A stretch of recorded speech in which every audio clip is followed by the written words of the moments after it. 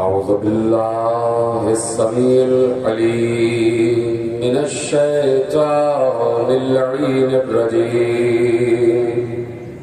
بسم الله الرحمن الرحيم. الحمد لله المعروف من غير رؤية والخالق من غير ربية الذي لم يزل قائما دائما إذ لا سماء ذات أبراج ولا ليل داج ولا بحر ساج ولا أرض ذات مهاد ولا خلق ذو اعتماد والصلاة والسلام والتحية والإكرام على نبي الرحمة وخازن المغفرة وقائد الخير والبركة ومنقذ العباد من الهلكة سيدنا ومولانا أبي القاسم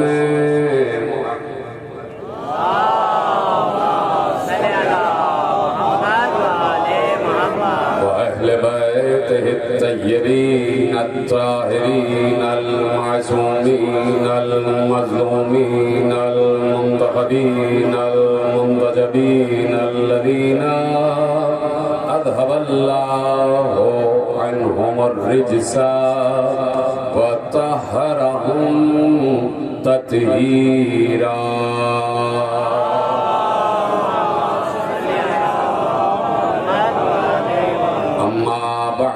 فقد قال رسول الله صلى الله عليه وآله وسلم زينوا مجالسكم بذكر علي بن أبي طالب لأن ذكره ذكري وذكري ذكر الله وذكر الله عبادا. صلوات پڑھے محمد وعلى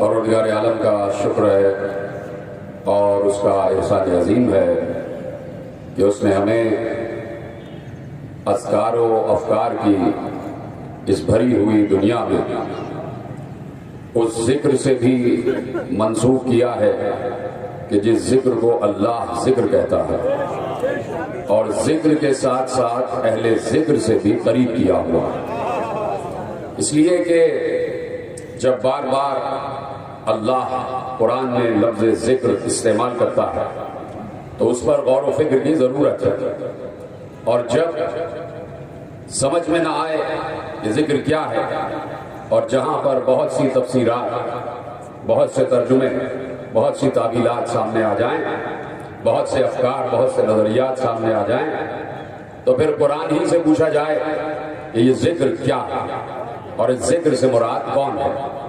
جب ذکر سمجھ میں آ جائے گا تو خود بخود اہل ذکر بھی سمجھ میں آ جائے گا، اور پھر قرآن کی وہ آیت بھی سمجھ میں آ جائے گی کہ فَاسْأَلُوا أَهْلَ الذِّكْرِ إِن كُنتُمْ لَا تَعْلَمُونَ. اگر تم نہیں جانتے تو سوال کرو اہل ذکر سے.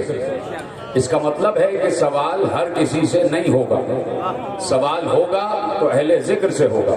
تو آپ کس سے پوچھیں کہ ذکر کیا ہے اور کس سے پوچھیں کہ اہل ذکر کیا ہے؟ تو یقیناً عالم اسلام کے پاس اتنی عقل ہے، اتنا تفہم ہے، اتنا تدبر ہے، اتنی تعلیم ہے، اتنا شعور ہے، اتنا تفکر ہے کہ اگر انہیں بات سمجھائی جائے تو سمجھ میں آ جائے. اور جب کہ قرآن ہمارے قلوب میں بھی موجود ہے، ہمارے ذہنوں میں حافظوں میں بھی قرآن محفوظ ہے، تو اب قرآن سے ہٹ کر ہم اگر کسی اور سے نہ پوچھیں تو یقیناً جب قرآن بتا دے تو پھر اس پر استحکام کے ساتھ یقین بھی کرنا پڑے گا۔ تو اب میں بات آگے بڑھاتا ہوں کہ اگر ذکر پوچھ لیا جائے اور ذکر سمجھ میں آ جائے تو پھر اہل ذکر بھی سمجھ میں آ جائے۔ تو اب قرآن نے بڑے واضح الفاظ میں ارشاد فرما دیا کہ فاتقوا اللہ یا اولی الالباب الذین آمنوا قد انزل اللہ الیکم ذکرا۔ بہت میں نے ٹھہر ٹھہر کے قرآن آپ کے سامنے تلاوت کیا ہے، اور اس لیے کیا ہے ٹھہر ٹھہر کر کہ قرآن نے کہا ہے کہ ٹھہر ٹھہر کر پڑھو۔ یہ قرآن کا حکم ہے کہ قرآن کو ٹھہر ٹھہر کر پڑھا جائے، اور گفتگو آپ کے حوالے ہے، اور 3 دن سے آپ مسلسل سماعت فرما رہے ہیں۔ فاتقوا اللہ یا اولی الالباب الذین آمنوا قد انزل اللہ الیکم ذکرا۔ اے بہت اعلیٰ ترین عقل رکھنے والے لوگوں کو سلامت رہے۔ دیکھیے جب بات آ جائے کہ اے عقل والو، یہ بات بھی صحیح ہے، لیکن اللہ کیا کہہ رہا ہے؟ فاتقوا اللہ یا اولی الالباب الذین آمنوا۔ اے وہ لوگوں جو قلب بھی رکھتے ہو، قلب میں فؤاد بھی رکھتے ہو، اور فؤاد کے ساتھ ساتھ الباب بھی رکھتے ہو۔ یعنی ایک عقل کی سیڑھی کا نام ہے قلب، اس سے بلند سیڑھی کا نام ہے یہ جو سینہ آپ کا ہے، یہ جو صدر کہلاتا ہے، اس کے اندر ایک دل ہے، اس کو قلب کہا جاتا ہے۔ تو ایک عقل کی سیڑھی کا نام ہے قلب، اور ایک عقل کی سیڑھی کا نام ہے عقل، اور عقل کی آخری ترین سیڑھی کا نام ہے لب، جسے لام اور بے، اور جب لب والے بہت سے جمع ہو جائیں تو انہیں الباب کہا جاتا ہے۔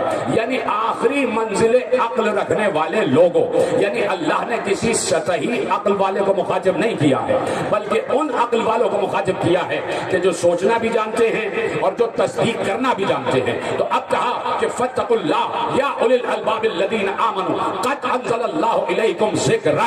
اے الباب والو، اے بلند ترین سمجھ رکھنے والو، اے بلند ترین عقل رکھنے والو، اللہ نے تمہاری طرف ذکر کو نازل کیا۔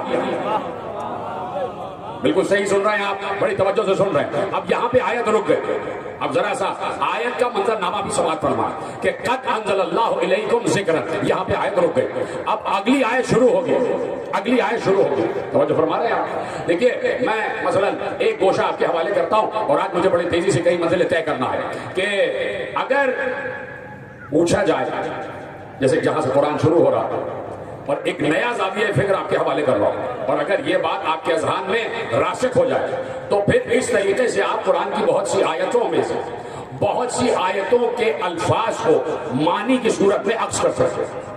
اب میں ایک طریقہ آپ کو بتا رہا ہوں۔ مثلا قرآن شروع ہو رہا ہے بسم اللہ الرحمن الرحیم، الف لام میم ذالک الکتاب لا ریب فیہ، ٹھیک ہے؟ الف لام میم آپ نے دیکھا، اپنی نظروں میں لے آئیے، الف لام میم لکھا ہے، آیت ختم ہو گئی، الف لام میم حروف مقطعات، اور اس کے بعد کیا شروع ہو رہا ہے؟ ذالک الکتاب لا ریب فیہ۔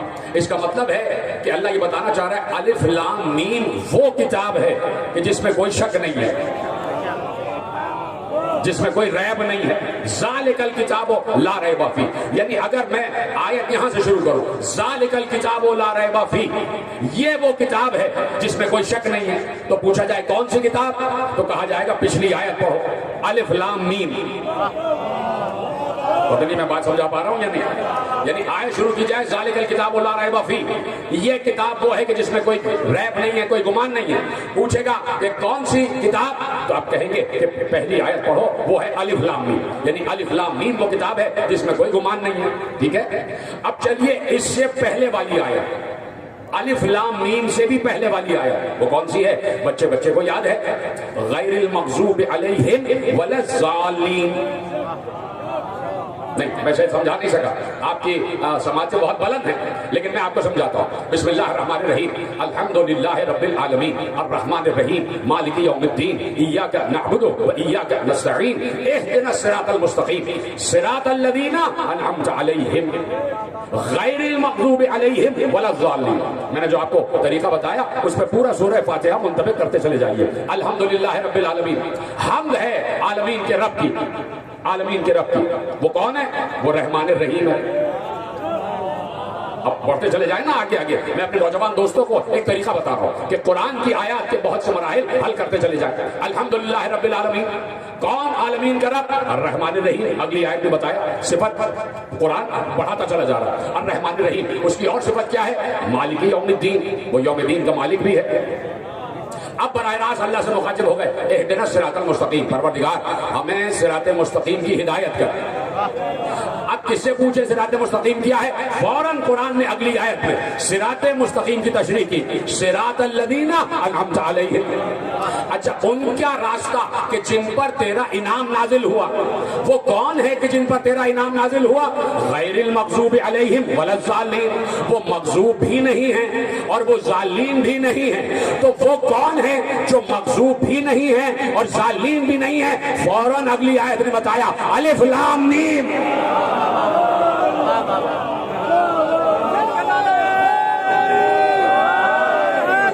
جیتے رہے آخری آدمی تک. میں آپ کا شکر گزار ہوں کہ کیسے آپ سن رہے ہیں. دیکھ رہے ہیں آپ کہ تسلسل سے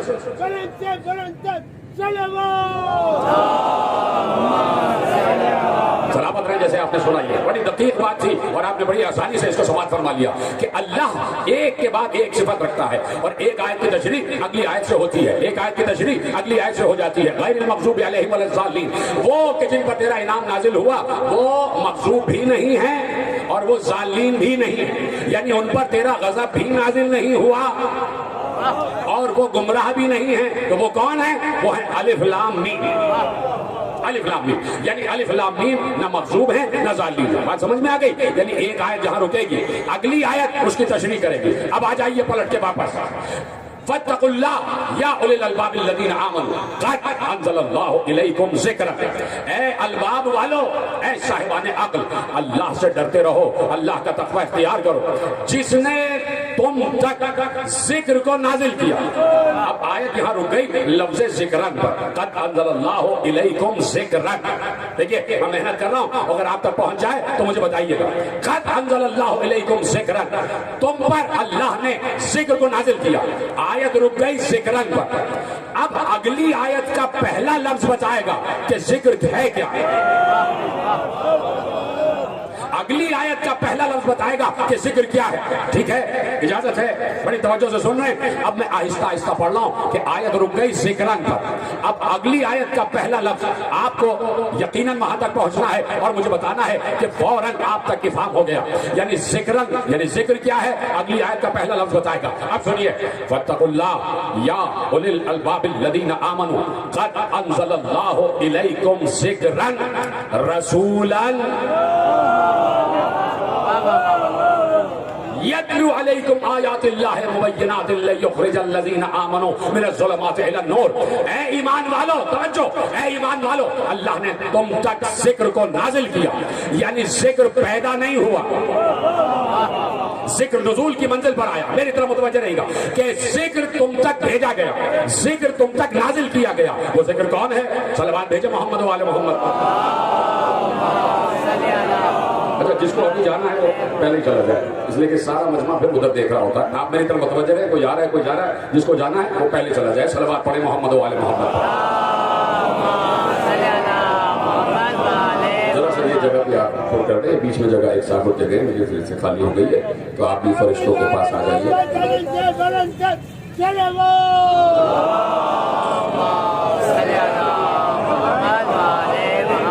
بڑھائی جائے بات آگے.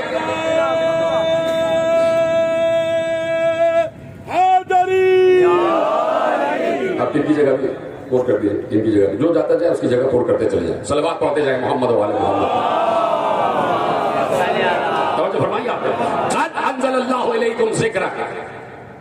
اللہ نے تم پر ذکر کو نازل کیا. وہ ذکر کون ہے؟ وہ ہے رسول. دیکھیے میں نے قرآن پڑھا ہے، نہ حدیث پڑھی ہے، نہ علم رجال پڑھا ہے، نہ علم کلام پڑھا ہے، نہ علم بیان پڑھا ہے، نہ علم منطق پڑھی ہے، نہ علم فلسفہ پڑھا ہے، نہ کسی ادھر ادھر والے سے پوچھا ہے. میں نے قرآن سے پوچھا ہے کہ ذکر کیا ہے آخری آدمی تک. جب قرآن نے کہہ دیا کہ ذکر رسول ہے تو اب کیا شرم آ رہی ہے کہ جب ذکر رسول ہے تو اہل ذکر اہل بیت رسول ہی تو ہوں گے.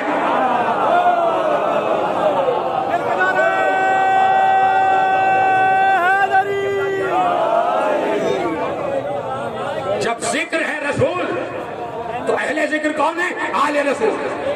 बात समझ में आ गई? देखिए मेरे मकतब के हर आलिम ने लिखा और मैं कल से मुसलसल हवाले दे रहा हूँ। बहुत से मुक़्तदर उलमा अहले सुन्नत ने लिखा कि जिक्र से मुराद रसूल है, और अहले जिक्र से मुराद, अभी मैं आपके हवाले और भी हवाले कर दूंगा। जब जिक्र से मुराद रसूल, तो अब ये बात साबित हो गई कि अहले जिक्र से मुराद आले रसूल। बात तय हो गई, बात तय हो गई। तो अब कुरान क्या कह रहा है? अब कुरान क्या कह रहा है? तवज्जो फरमाएंगे। और इतनी मशहूर आयत पढ़ने जा रहा हूँ कि बच्चे बच्चे को ये आयत याद है। जब बात तय हो गई कि जिक्र रसूल है, जिक्र रसूल है, मेरे जहन में एक बहुत बड़ा थेसिस आ चुका है, लेकिन मैं उसको छोड़ूंगा, इसलिए कि मजबूरी है कि अगर मैंने वो पढ़ना शुरू किया तो 20 मिनट उसमें सर्फ हो जाएंगे। इसलिए कि मेरे जहन में वो तमाम बहस है इस वक्त कि किस किस ने कुरान पर किस किस हवाले से बहस की है, कौन तहरीफ का कायल है और कौन तहरीफ का कायल नहीं है, और कहाँ कहाँ तहरीफ कुरान की आयतें लिखी हुई हैं और कहाँ कहाँ नहीं लिखी हुई। ये पूरी एक बहस है। मैं तफसीर कुरान के मराहिल में अर्ज करता हूँ, ये बात जहन में रखिएगा, कभी मौका होगा तो अर्ज करेंगे, लेकिन आज मेरे पास वक्त नहीं है। तो अब मैं आपके हवाले करता हूँ। जब तय हो गया कि जिक्र रसूल है, ठीक है, जिक्र रसूल है, अब मैंने कहा बहुत मशहूर आयत पढ़ने जा रहा हूँ, और वो आयत आपके अज़ान अलिया में महफूज है। इन्ना नहनु नज़्ज़लना ज़िक्र व इन्ना लहू लहाफ़िज़ून। तो समझ गए मेरा सलाम? हम ही ने इस जिक्र को नाजिल किया और हम ही इसकी हिफाजत करने वाले हैं। हमने इस जिक्र को नाजिल किया और हम ही इसकी हिफाजत करने वाले हैं। तो जब तय हो गया कि जिक्र रसूल है, तो अब ये बात भी तय है कि कयामत तक अल्लाह रसूल की हिफाजत कर रहा है। कयामत तक अल्लाह रसूल की हिफाजत कर रहा है। जिंदगी में अली के जरिए हिफाजत की और जाने के बाद अशहदु अन्ना अलिय्यम वलीउल्लाह के जरिए हिफाजत हो रही है।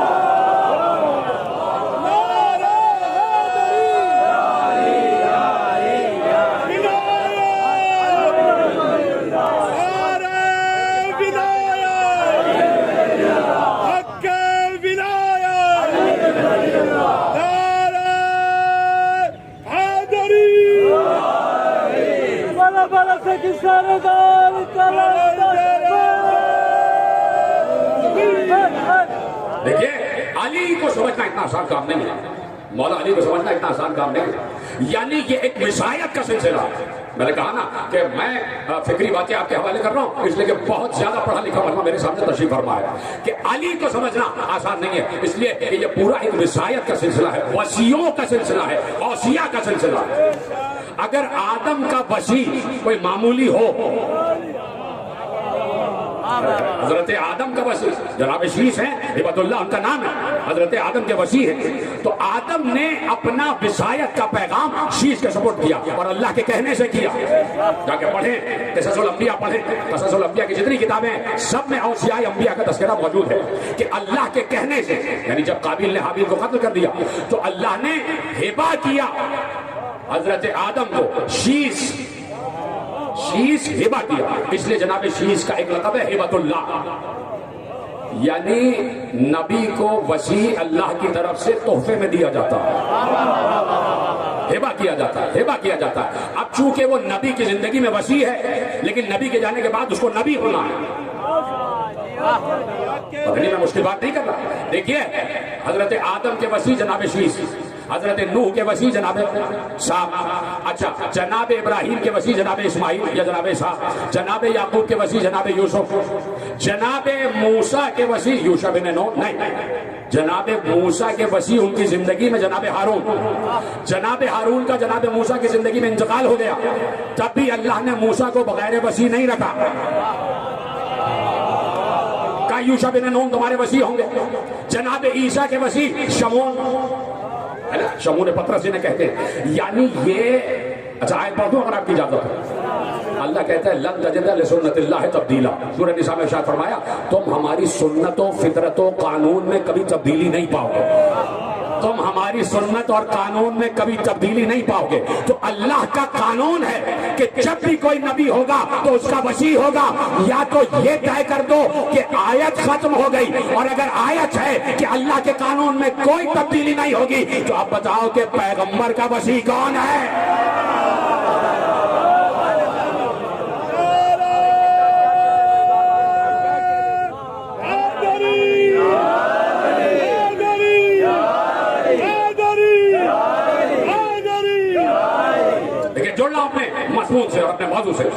حضرت آدم کے وسیع جناب شیش، حضرت موسیٰ کے وسیع آپ کو معلوم ہے جناب سام، حام، یافس، یہ تمام اوصیاء نوح میں سے ہیں۔ جناب ابراہیم کے وسیع جناب اسماعیل، جناب اسحاق۔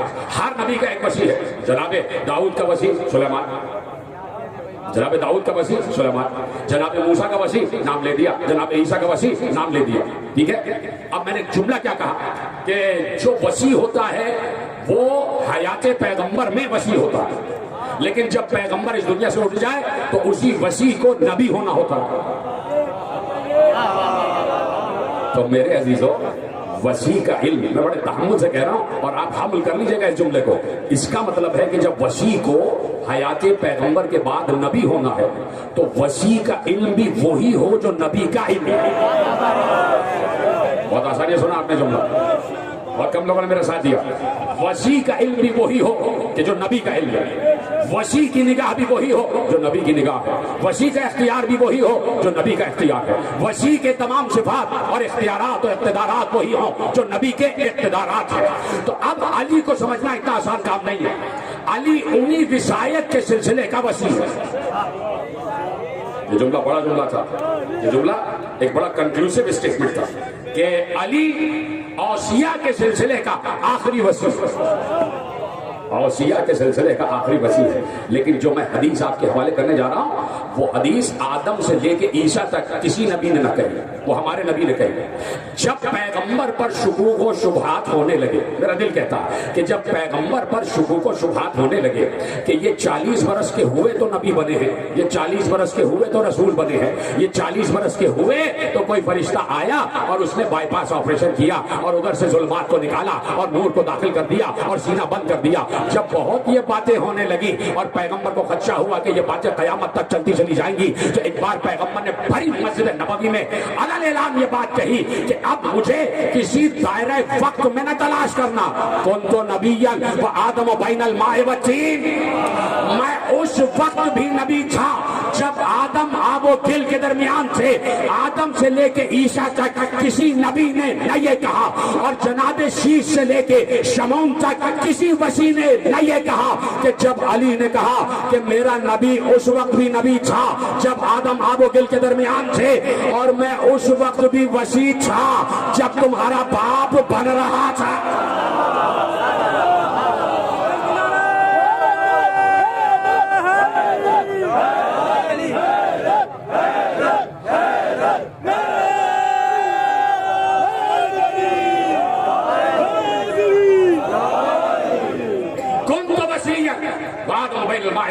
میں اس وقت بھی وسیع تھا کہ جب آدم آب و گل کے درمیان تھا۔ بہت محنت سے میں آپ کو اس منزل تک لایا ہوں اور آپ سے یقیناً مجھے توقع ہے کہ آپ اس منزل کو سمجھیں گے۔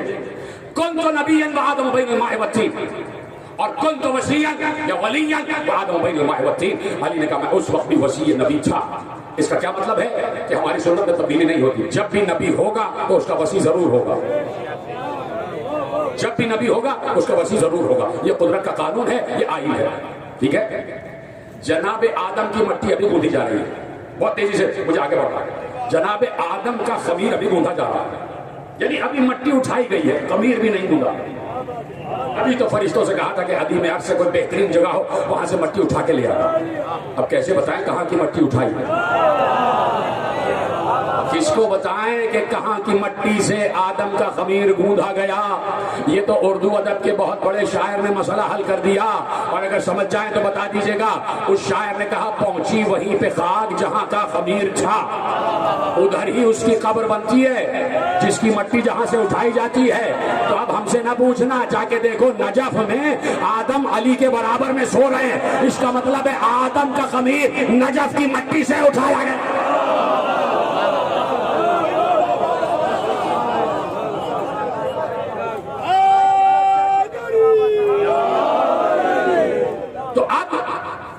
اس وقت جب آدم کی مٹی اٹھائی جا رہی ہے اس وقت بھی نبی موجود ہے، اس وقت بھی نبی موجود ہے۔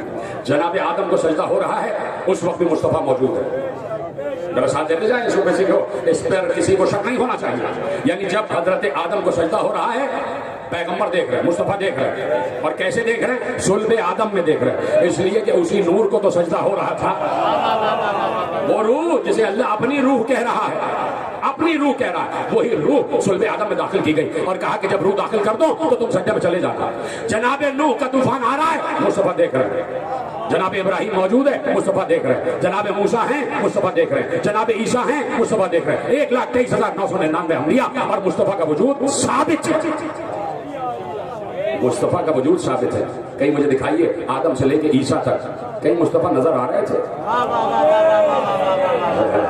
نوجوان دوست بیٹھے ہیں اور میری بات اچھی طریقے سے سمجھ آئے گی، بزرگوں سے مخاطب نہیں، ان سے بڑے ادب کے ساتھ جملے عرض کر رہا ہوں کہ آدم سے لے کے عیسیٰ تک مصطفیٰ موجود ہے، اس لیے کہ اس وقت بھی موجود کہ جب آدم کا خمیر گم رہا تھا تو ہر دور میں موجود، لیکن مصطفیٰ نظر نہیں آ رہے، دکھائی نہیں دے رہے۔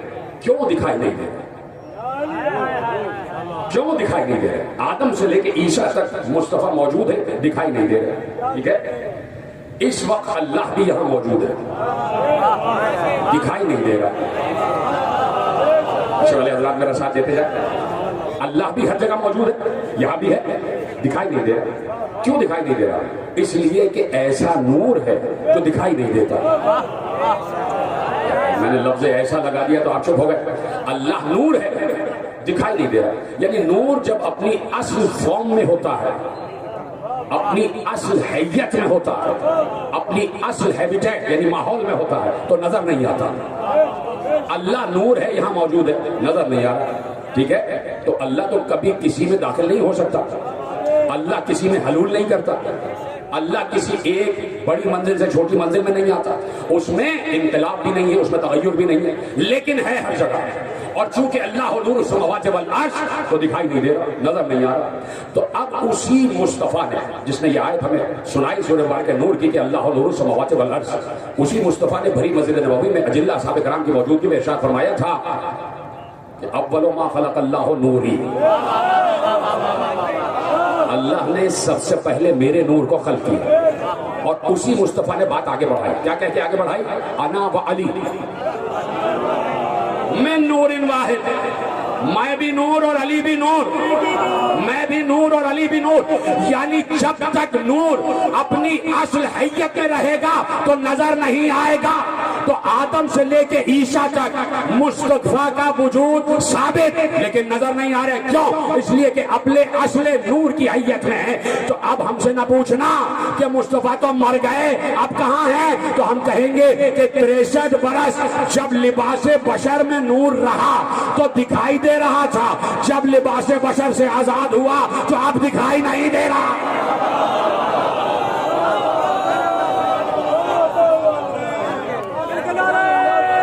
یعنی اس وقت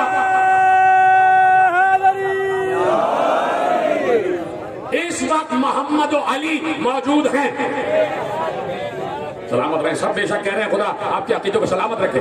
اس وقت محمد و علی کا وجود ثابت ہے، صرف جسم مٹی میں گیا ہے، صرف جسم قبر میں گیا ہے، باقی جو نور محمد و علی ہے وہ اپنی اصل فارم میں ہے۔ اور جب اپنی اصل فارم، اپنی اصل اسٹیٹ، اپنی اصل ہیبیٹیٹ، اپنی اصل حیت، اپنی اصل نوعیت پہ ہوتا ہے تو نظر نہیں آتا، نظر نہیں آتا۔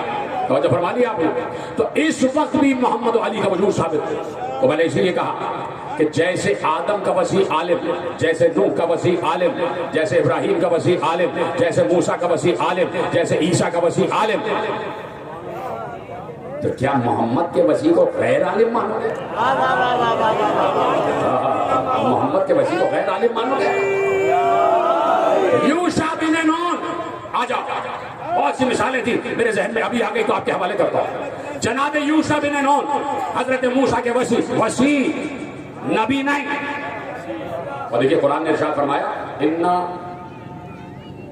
ہم نے تمہاری طرف ارسلنا رسولا علیکم کما ارسلنا الی فرعون رسولا، ہم نے تمہاری طرف ایک ایسا رسول بھیجا جو فرعون کی طرف بھیجا تھا، ویسا رسول، یعنی تمہارے لیے مصطفیٰ ویسے ہی ہیں جیسے موسیٰ تھے۔ انا ارسلنا الیکم رسولا شاہدا علیکم کما ارسلنا الی فرعون رسولا، ہم نے تمہاری طرف ویسا ہی ایک رسول بھیجا جو تم پر گواہ ہے جیسے ہم نے فرعون کی طرف موسیٰ کو بھیجا تھا۔ یعنی کم و بیش جتنے حالات موسیٰ کے ساتھ ہوئے ویسے ہی نبی کے ساتھ بھی ہونا ہے۔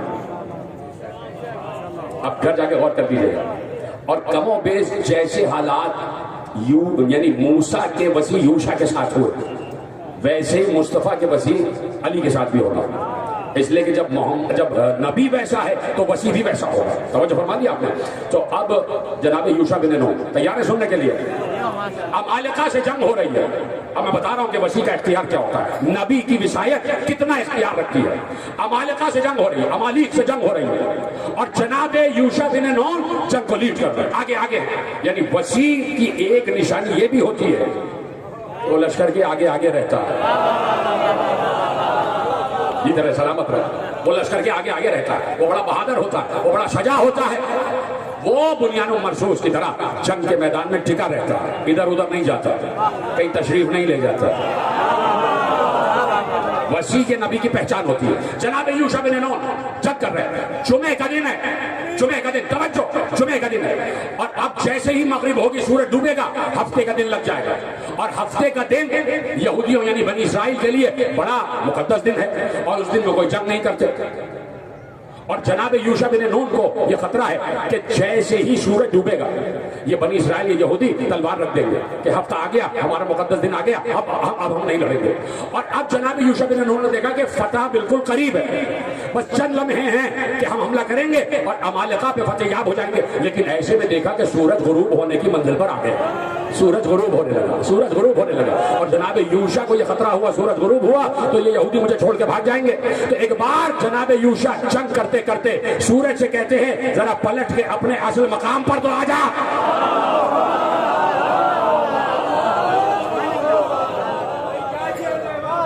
یعنی وسیع نبی کا اختیار کہ سورج کا حکم دے تو سورج کو پلٹنا پڑے گا. یہاں تو سورج ابھی ڈوبا بھی نہیں تھا کہ یوشع نے کہا ذرا سا اور بلند ہو جا, عصر کے مقام پر آ جا, عصر کے مقام پر آ جا.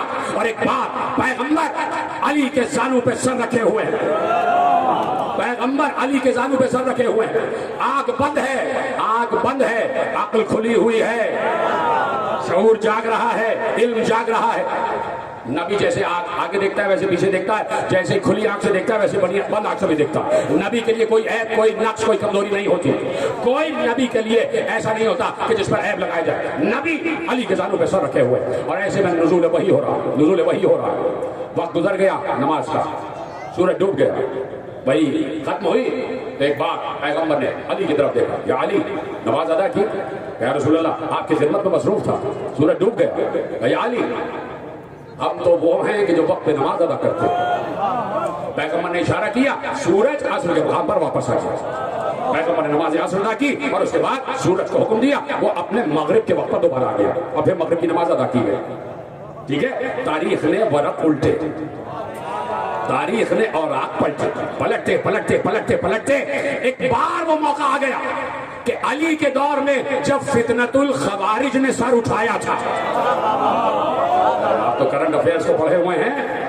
جب خارجیوں نے سر اٹھایا, یعنی آج ہماری پاکستانی فوج یہ بات تسلیم کرتی ہے کہ جو بھی فتنہ اٹھائے وہ خارجی ہوتا ہے, خارجی ہوتا ہے. لیکن ان تک یہ بات بھی پہنچا دی جائے کہ خارجی وہی ہوتا ہے جو علی کا دشمن ہوتا ہے.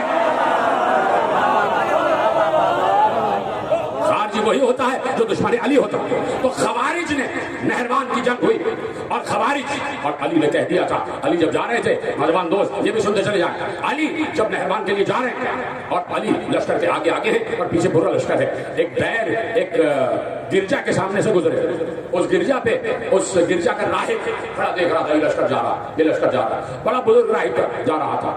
اس نے کہا کہ کون لیڈ کر رہا ہے اس لشکر کو؟ کہا کہ مصطفیٰ مسلمانوں کے جو رسول ہیں ان کا وسیع ہے, ان کا بھائی ہے, ان کا جانشین ہے, وہ لیڈ کر رہا ہے اس لشکر کو. اس نے فوراً حساب لگایا, کہا کہ اس لشکر کی قسمت میں شکست ہے, ان سے کہو ابھی نہ جائیں, یہ وقت مناسب نہیں ہے, یہ وقت مناسب نہیں ہے. علی تک یہ گفتگو پہنچی. علی نے کہا کس طریقے سے بتایا ہے؟ کہا وہ ستاروں کا علم جانتا ہے. علی مسکرا دیا. میرا دل کہتا ہے کہ علی کی مسکراہٹ میں یہ لفظ چھپا ہوا تھا کہ وہ ستاروں کا محتاج ہے, ہمارے در پہ ستارے اترا کرتے ہیں, ہمارے در پہ ستارے اترا کرتے ہیں. علی مسکرا دیے اور علی مسکراتے مسکراتے یہ کہتے ہوئے گئے کہ سن لو اے لشکر والو, یہ تمہیں جو ہے وہ پست ہمت کر رہا. یعنی کچھ لوگ ہوتے ہیں کہ جو لشکروں کو پست ہمت کرتے ہیں کہ بھائی اس لشکر کی قسمت میں تو شکست ہے اور یہ جو جا رہے ہیں یہ شکست کھا کے واپس آئیں گے. علی نے کہا سنا, اب یہ علی کا کام تھا کہ لشکر کی ہمت کو آگے بڑھا. کہا سنا ہے لشکر والوں, میں بتا رہا ہوں تمہارے صرف 9 مریں گے, شہید ہوں گے, اور ان کے ہزاروں کے لشکر میں سے صرف 9 بچیں گے, صرف 9 بچیں گے. وہ راہب کہنے لگا میں نے یہ بات سنی تو میں نے کہا چلو اسی سے اندازہ ہو جائے گا کہ یہ لشکر حق ہے یا حق نہیں ہے, اور یہ جو وسیع ہے یہ واقعی وسیع مصطفیٰ ہے یا نہیں, اسی سے اندازہ ہو جائے گا. وہ چلا ساتھ ساتھ چلا, پیچھے پیچھے چلتا گیا. جیسے ہی نہروان کا مارکا تمام ہوا, کشتے گنے گئے اور جیسا علی نے بتایا تھا ویسا ہی ہوا.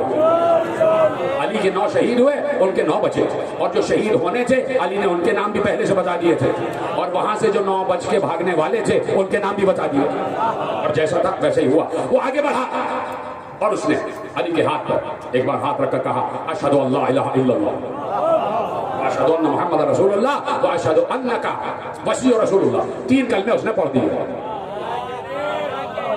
3 جملے اس نے دہرا دیے. میری طرف دیکھیے گا. تو اب علی, میں نے اسی لیے عرض کیا کہ علی کسی عام شخصیت کا نام نہیں ہے, علی کسی عام انسان کا نام نہیں ہے. وہی علم کہ جو نبی کا ہوتا ہے, وہی علم جانشین نبی کا ہوتا ہے. وقت میرے پاس ہوتا تو میں بہت آگے تک آپ کو لے کے جاتا. تو علی اسی تسلسل سے, یہ یوشع بن نون ہے, جنگ ہو رہی ہے. اجازت ہے کہ ایک جملہ آپ کے حوالے پر, اور بڑے احترام کے ساتھ. جناب موسیٰ کی زوجہ بھی تھی, زوجہ نبی, اور جب جناب موسیٰ کا انتقال ہو گیا تو جناب یوشع بن نون نے کہا میں جانشین ہوں اور میں مسند کا وارث ہوں. تو زوجہ موسیٰ نے تسلیم نہیں کی اور وہ جناب یوشع بن نون سے لڑنے آ گئے.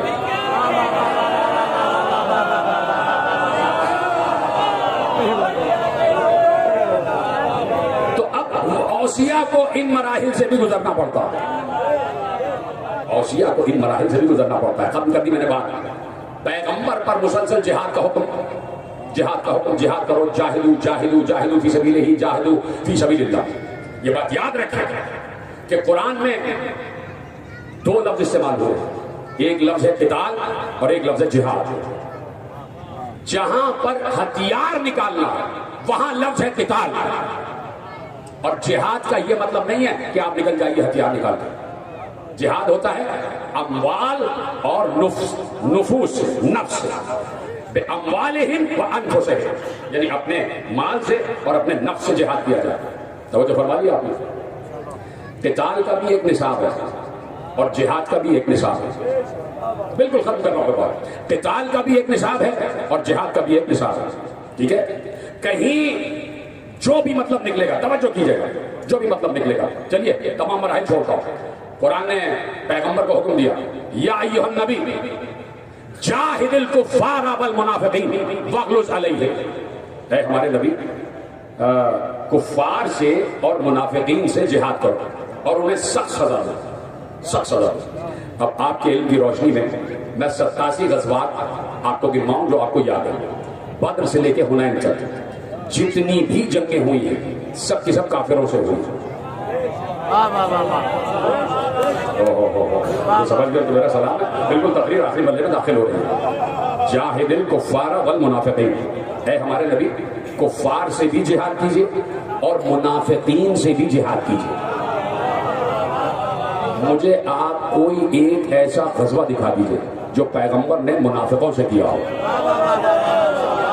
ہے بات سمجھنے والا, یقیناً سمجھ رہے, خدا آپ کو سلامت رکھے. جاہد الکفار والمنافقین, اے ہمارے نبی کافروں سے بھی جہاد کیجیے اور منافقوں سے بھی جہاد کیجیے.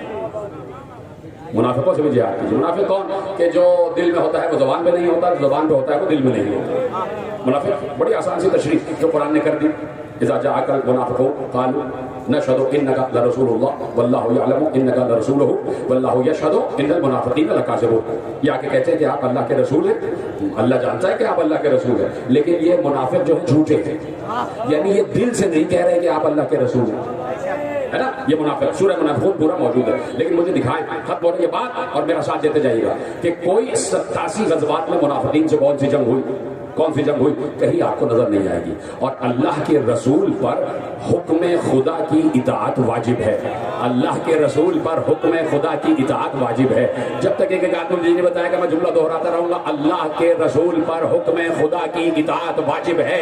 جب اللہ کے رسول سے کہہ دیا کہ کفار سے بھی جنگ کرو اور منافقین سے بھی جنگ کرو، تو پیغمبر چلے گئے، کوئی جنگ نظر نہیں آتی منافقین سے، تو ہم تسلیم اس وقت کریں گے کہ پیغمبر نے نعوذ باللہ من ذالک اللہ کے حکم کی اطاعت نہیں کی. اگر جاتے جاتے پیغمبر خاموش چلے جائیں اور جاتے جاتے اگر علی کو کاندھے پہ بلند کر کے جائے اور کہتے ہوئے جائے کہ من کنت مولا ہو فہذا علی مولا، تو آپ بتا کے جا رہے ہیں کافروں سے میں نے جنگ کی، منافقوں سے علی کرے گا.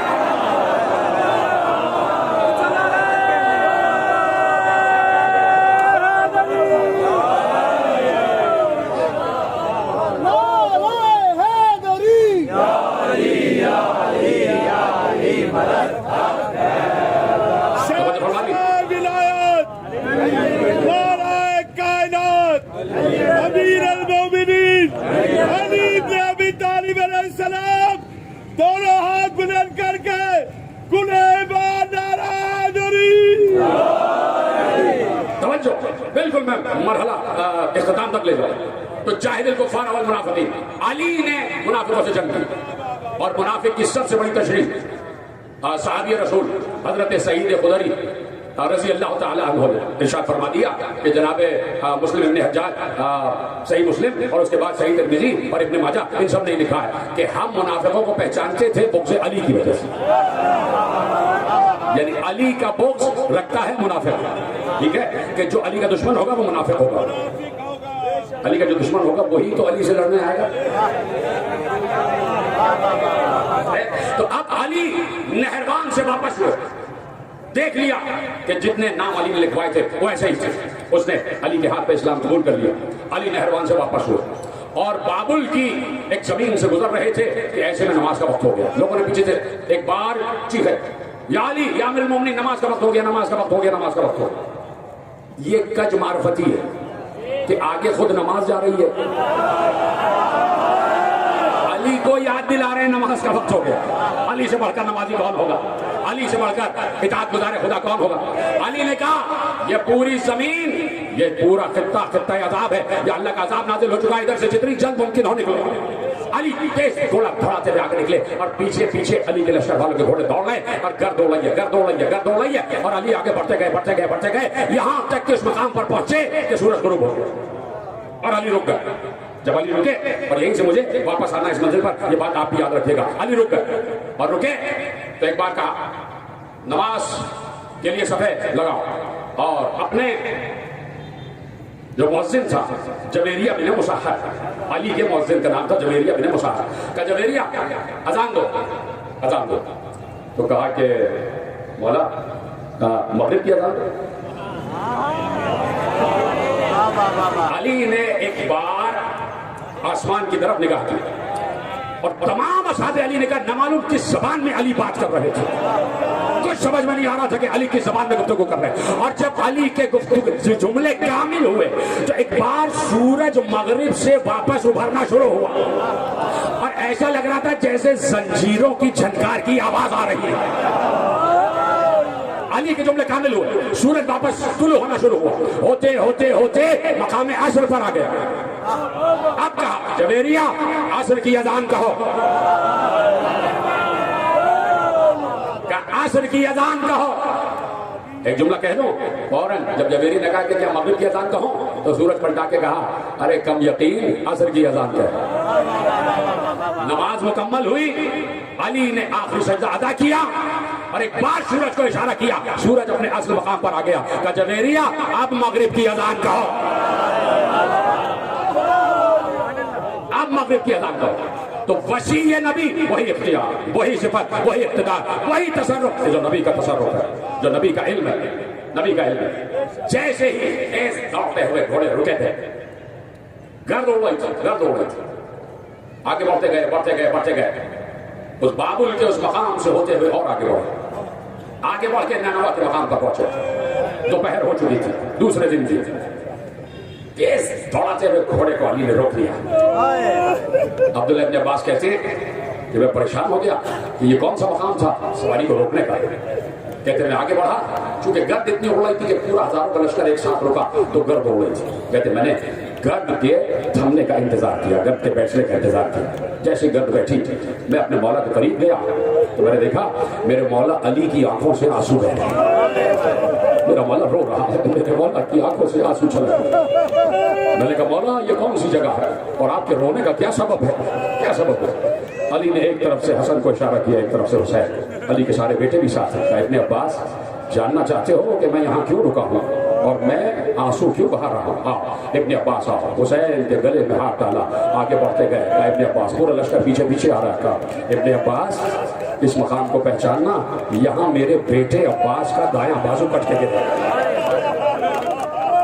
اجرکم اللہ. ابن عباس آگے بڑھا, آگے بڑھے. کہا ابن عباس اس مقام کو پہچانو, یہاں میرے بیٹے عباس کا بایاں بازو کٹ کے گرا.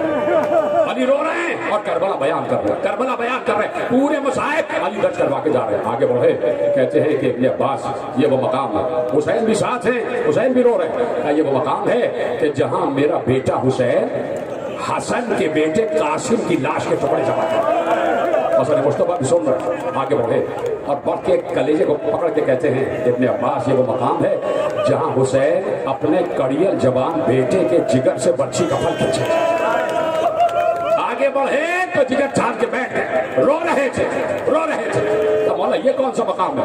کہا یہ وہ مقام ہے جہاں حسین کا شیر خار حسین کے ہاتھوں میں دم توڑ دے گا.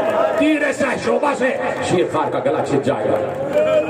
آپ کی جملہ سنیں گے اس روایت میں. علی آگے بڑھے, بڑھتے بڑھتے ایک نشیب میں اتر گئے, ایک نشیب میں اتر گئے. ساتھ میں حسن بھی ہے, حسین بھی ہیں, اور جا کے چیخ رہے تھے. علی ایڑیاں رگڑ رہے تھے, اس جگہ کی خاک کو اٹھا اٹھا کے اپنے سر پر رکھ رہے تھے. ابن عباس نے کہا مولا یہ کون سا مقام ہے؟ تو حسین کے رخسار کو رخسار سے ملا کر کہا ارے یہاں حسین کا گلا 13 ضربوں سے کاٹا جائے گا. یہاں گلو حسین 13 ضربوں سے کاٹا جائے گا. یہ ہے علی, اتنا مظلوم علی, اتنا صابر علی. آ گئی 20 رمضان کی شب, آ گئی, گزر گئی 20 رمضان کی شب, اور جیسے ہی سورج غروب ہوگا 21ویں کی شب آ جائے. ہمارا باپ علی بس ایک شب کا مہمان رہ گئے. اسی بات پر آپ کی آوازیں بلند ہو رہی ہیں, خدا ان آوازوں پر رحم فرما. یہ آوازیں آپ کی بی بی زینب, بی بی ام کلثوم تک پہنچ جائے. بس آخری شب کا مہمان ہے علی, تابوت برآمد ہونے والا ہے. بس 2 جملے سن لینا میرے عزیزوں, اور اب یہاں سے لے کے جلوس جانا ہے, اور ہائے علی اور ہائے علی کہتے ہوئے جانا ہے, یا علی مولا حیدر مولا کہتے ہوئے جانا ہے. شب بھیگتی چلی گئی, بھیگتی چلی گئی. افطار کا وقت آ گیا. علی نے کہا آج کا افطار میں اپنے بچوں کے ساتھ کروں گا. علی لڑکھڑاتے ہوئے بیٹھ گئے, دسترخوان پر آ کر بیٹھ گئے. ایک طرف حسین بیٹھے, ایک طرف حسن بیٹھے, عباس ہیں, محمد حنفیہ ہیں, سامنے بیٹیاں بیٹھی ہیں, اور زوجہ علی بھی بیٹھی ہوئی. ایسے میں افطار کا وقت آیا. سامنے کھجور ہے اور پانی ہے, بس اس سے زیادہ نہیں. جیسے افطار کا وقت آ گیا, علی نے جام آب میں پانی بھرا, جام میں پانی بھرا, اور ایسے لرزتے ہوئے ہاتھوں سے اٹھایا. دوسرے ہاتھ سے حسین کو نزدیک کیا. حسین کے دہن سے جام آب لگا کر کہا اے کربلا کے پیاسے, علی کے ہاتھ سے پانی پی لے. اے کربلا کے پیاسے, علی کے ہاتھ سے پانی پی لے. کیا گریہ کا شور ہوا یہ اہل بیت ہی جانتے ہیں. کتنا گریہ ہوا کہ علی خود چاہتے ہیں کہ میں سقائی کرتا, کربلا میں ہوتا تو میں سقائی کرتا, لیکن اپنی جگہ عباس کو چھوڑ گئے, عباس کو چھوڑ گئے. ہاں عباس میرا نمائندہ ہے, عباس میرا نمائندہ ہے. شب بھیگتی گئی, شب بھیگتی گئی. جناب ام البنین بھی بیٹھی ہیں, آخری جملے تقریر کے, اور آپ کو اور مجھے یا علی مولا حیدر مولا کہتے ہوئے تابوت کا استقبال کرنا ہے, روتے ہوئے استقبال کرنا, سینے پہ ہاتھ مارتے ہوئے استقبال کرنا. شب آ گئی, شب آتی گئی, اصحاب آ گئے. علی کے سامنے اصحاب بیٹھے ہوئے تھے. یہ جملہ سننا, کسی نبی کے وصی کو, کسی نبی کے وصی کو یہ ہمت, یہ حوصلہ اور یہ علم نہیں جو مصطفیٰ کے وصی کو علم ہے. ایک بار سامنے اصحاب بیٹھے تھے, علی ذرا سا بلند ہوئے, علی ذرا سا بلند ہوئے. سامنے اصحاب بیٹھے تھے, میری طرف دیکھنا. اصحاب کی طرف نگاہ کر کے کہا کس وقت کہ جس وقت مغز سر تک ضربت آئی ہوئی ہے, جو زخم ہے نا وہ کافی نیچے تک اترا ہوا ہے. علی کا چہرہ سرد ہو رہا ہے اور آخری شب ہے. ایک بار سارے اصحاب کو مخاطب کر کے کہا سلونی, اس وقت بھی اگر علی سے کچھ پوچھنا چاہتے ہو تو پوچھو. اس وقت بھی سب نے بہت سے سوال پوچھے. جب نشست ختم ہو گئی تو علی نے کہا حسن ذرا صاحب کو باہر بھیج دو, مجھے تخلیہ چاہیے, سب باہر چلے جاؤ. سب کو باہر بھیج دیا گیا. اب علی نے آواز دی زینب, ام کلثوم, ام البنین, سب کو آواز دی. گھر والے آ گئے, گھر والے سامنے آ گئے. ادھر حسن مصطفیٰ کھڑے, حسین کھڑے, عباس کھڑے, سارے علی کے بیٹے کھڑے ہیں, علی کی بیٹیاں کھڑی ہیں. آخری جملے تقریر کے آپ نے گریہ کہا ادا کیا ہے, خدا آپ کے ناصروں کو چادر زہرا میں جگہ عطا فرمائے. ایک بار کہا کہ آخری شب ہے, تمہارا بابا تم سے جدا ہونے والا ہے. صبح ہوتے ہوتے آواز آ جائے گی کہ علی سے دنیا خالی ہو گئی.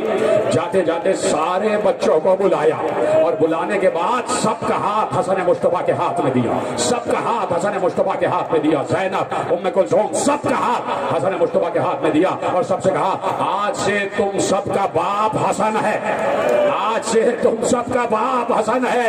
ایک بار یہ جملہ کہا تھا کہ علی کے کانوں میں کسی بی بی کے رونے کی آواز آئی, کوئی گھٹ گھٹ کر سسک سسک کر بی بی رو رہی تھی.